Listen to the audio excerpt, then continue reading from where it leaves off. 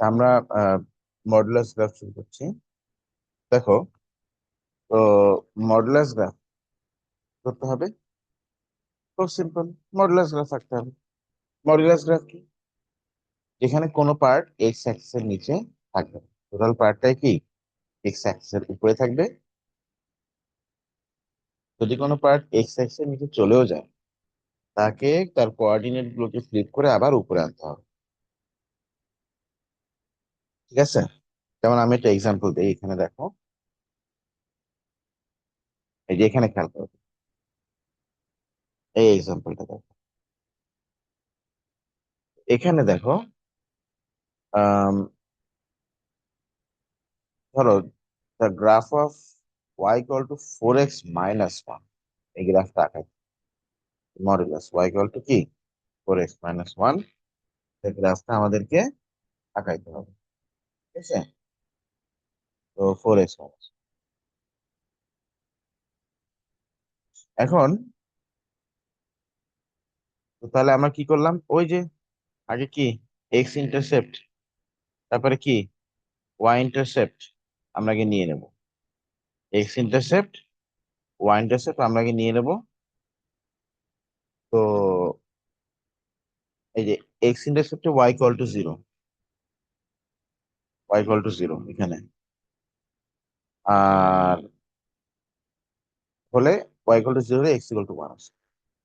Y ইন্টারসেপ্টে x equal to 0 নিলে Y equal two -4 আসে। এই যে ওয়াই ভ্যালু তো মাইনাস হয়ে গেল, তাহলে এটাকে ফ্লিপ করতে হবে। ফ্লিপ করা মানে বাউন্স করে দেওয়া এখানে। তাহলে -4টা হয়ে যাবে +4। এই যে এখানে এটা -4 হওয়ার কথা, এটা হয়ে গেছে প্লাস। এই যে এক্স ইন্টারসেপ্ট, এই যে ওয়াই ইন্টারসেপ্ট, এই যে আমরা লাইন আঁকলাম, এটাকে আমরা বলছি বাউন্সড লাইন। কারণ আমরা কিন্তু এখানে ফ্লিপ করে টানছি এই কোঅর্ডিনেটটাকে। তো এই জন্য এটার আগে এটা কি হবে, একটা মাইনাস হবে। মানে 4x, 4 × x - 1 এর গ্রাফ, তো এর আগে একটা মাইনাস হবে। কেন? কারণ এটা ফ্লিপ করা, ফ্লিপ করা কোঅর্ডিনেট। তাহলে মেইন লাইন হবে এইটা। আঁকা line। এই লাইনটা আমরা তো এখানে কোঅর্ডিনেট জয়েন করে আঁকাছি, এটা আমি কি করে আঁকাবো? এটা কিচ্ছু না। এই যে এক্স ইন্টারসেপ্ট হবে না, ওটা ডাবল করো। তো এক্স ইন্টারসেপ্ট ছিল এখানে 1, ডাবল করলে আসে 2।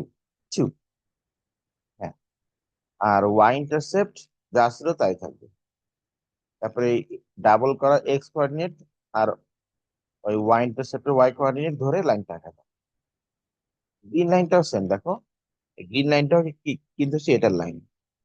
তো আগে আমরা এক্স ইন্টারসেপ্ট ওয়াই ইন্টারসেপ্ট বের করছি।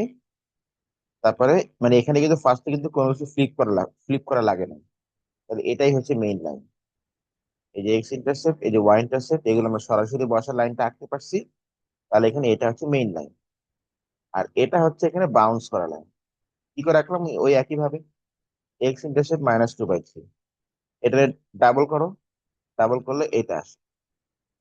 তাহলে এক্স, তাহলে ডাবল করলে এটা আসে, আর ওয়াই ইন্টারসেপ্ট 2।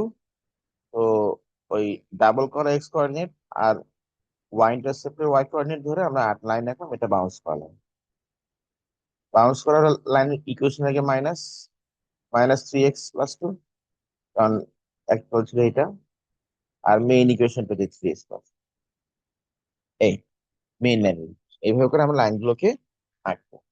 এখন দেখো, এখানে তোমাকে যদি সলভ করতে বলে যে solve the equation using graph, এখানে এই যে এক্স, এই যে এখানে কিন্তু লাইন দুটো মিট করছে। ওখানে কিন্তু লাইন দুটো কি করছে, মিট মিট করছে কিন্তু। আবার এখানে দেখো, তুমি এই গ্রিন লাইন আর রেড লাইনের প্যাটার্ন দেখো, দে গেটিং ক্লোজ, কাছাকাছি হচ্ছে। তার মানে এদিকেও কোনটা পয়েন্টে নিশ্চয়ই মিট করবে। এটাকে আমরা, এই দুটোকে আমরা রাফ স্কেচ করে এই যে এখানে নিয়ে আসলাম। তাহলে এ একটা মিটিং পয়েন্ট, আর এ একটা মিট। তাহলে কি কি মিট করছে দেখো, গ্রিনের যেটা মেইন লাইনের সাথে রেডের বাউন্স লাইন, মেইন লাইন দুটোই মিট করছে। তাহলে গ্রিনের মেইন মানে 3x+2 ইকুয়ালস টু রেডের বাউন্স, এই যে এই পয়েন্টে। তার মানে এই দুটোকে ইকুয়াল করে সলভ করে দিই। তা 3x+2 ইকুয়ালস টু -4x - 1। করলে সলভ করলে এটা আসবে, এখানে এই ইন্টারসেক্টিং পয়েন্ট হবে 6/7। আর একইভাবে গ্রিনের মেইনটা আর রেডের মেইনটা, এই দুটোকে ধরে সলভ করলে ওখানে আসবে হচ্ছে কি 6। ঠিক আছে কিনা? হ্যাঁ। তাহলে এখানে হচ্ছে x = 6/7, আর এখানে হচ্ছে x = 6। ঠিক আছে না? ওকে। এখন দেখো, এরপরে আমাদেরকে যে ইনইকুয়ালিটি সলভ, তো ইনইকুয়ালিটি সলভ করার সময় তোমাকে কয়েকটা জিনিস খেয়াল রাখো, একটু নোট ডাউন করো। নাম্বার ওয়ান, তোরা কোন রিজিয়নটা চাচ্ছে, the region they are talking about. Number two, এটা কি ওপেন রিজিয়ন নাকি ক্লোজ রিজিয়ন? ঠিক আছে কিনা, এইগুলো আমাদেরকে খেয়াল রাখতে হবে। কোন রিজিয়নটা চাচ্ছে, আর এটা কি ওপেন রিজিয়ন নাকি ক্লোজ রিজিয়ন। এখানে দেখো, 3x + 2 is greater than 4x - 3x + 2 is greater, এটার 3x + 2 এর যে লাইনটা আমরা আঁকছিলাম ওটা কিন্তু রেড কালারের লাইন। রেড কালার লাইনটা গ্রেটার, গ্রেটার মানে উপরে থাকে, উপরে থাকে। আর 4x - 1টা হচ্ছে নিচে থাকবে। তাহলে এটা কি হবে? এই দেখো এখানে আমরা ইন্টারসেক্টিং পয়েন্ট দিয়ে আমরা লাইন ইমাজিন করলাম। এই যে এই লাইনটা তাহলে 6/7, আর এই লাইনটা তাহলে কত, 6। ঠিক আছে, 6। ওকে, ফাইন। এখন ওরা চাচ্ছে যে গ্রিন লাইনটা উপরে থাকবে, গ্রিন লাইনটা 3x + 2 এর লাইনটা কিন্তু গ্রিন, ওই লাইনটা উপরে থাকবে, গ্রিন লাইনটা উপরে, তার মানে এই রিজিয়নটা নিয়ে ওরা কথা বলতেছে। দেখো এটা কিন্তু ক্লোজ রিজিয়ন, এই যে দুই মাথায় কিন্তু আটকানো, তাই না? দুই মাথায় আটকানো, দুই মাথায় আটকানো মানে এটা ক্লোজ রিজিয়ন। ক্লোজ রিজিয়ন কিভাবে লিখতে হয়? ক্লোজ রিজিয়ন সবসময়ের জন্য, ক্লোজ রিজিয়ন হচ্ছে সবসময়ের জন্য, মানে ইউজুয়াল যেটা আমরা লিখি সেভাবে করে লিখতে হয়। এটা কিরকম? ইউজুয়াল আমরা আবার কি লিখি?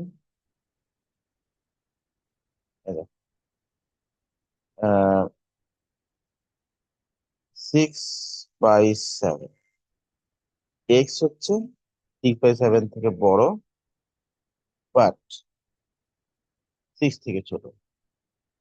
আর ক্লোজ রিজিয়ন কিভাবে লিখতে হয়? এটা হচ্ছে ছোট থেকে আরো ছোট, বড় থেকে আরো বড়। তার মানে যে এইটা -6/7 তো স্মল ভ্যালু, স্মল ভ্যালু থেকে এক্স হচ্ছে আরো ছোট, আর 6 হচ্ছে লার্জ ভ্যালু, এই যে এক্স হচ্ছে লার্জ লার্জ ভ্যালু থেকে বড়, আর স্মল ভ্যালু থেকে ছোট। ঠিক আছে কিনা? এইভাবে করে ক্লোজ রিজিয়ন লিখতে হবে, মানে স্মল থেকে আরো স্মল, লার্জ থেকে আরো লার্জ। দেখুন ওপেন রিজিয়ন কোনটা, এই যে এইটা, এই যে এক মাথায় আটকানো কিন্তু এই মাথায় আটকানো, এটা ওপেন রিজিয়ন। ওদিকেও দেখো, এই মাথায় আটকানো, বাট ওই ওই মাথায় কিন্তু আর কি আটকানো, আর আরেক মাথায় কিন্তু আর আটকানো নেই, আছে? নাই কিন্তু আটকানো। এই এই মাথায় কিন্তু আটকানো নেই, এটা ওপেন রিজিয়ন। তো ওপেন রিজিয়ন তো এখানে চাই না। আচ্ছা, ওপেন রিজিয়ন যদি চাই তাহলে কি হতো? এই খেয়াল করো, এই ওপেন রিজিয়নে কিন্তু লাল লাইনটা উপরে, লাল লাইন কোনটা? 4 × x - 1, রেড কালার। তাহলে এখানে বলতো 4 × x - 1 is greater than x.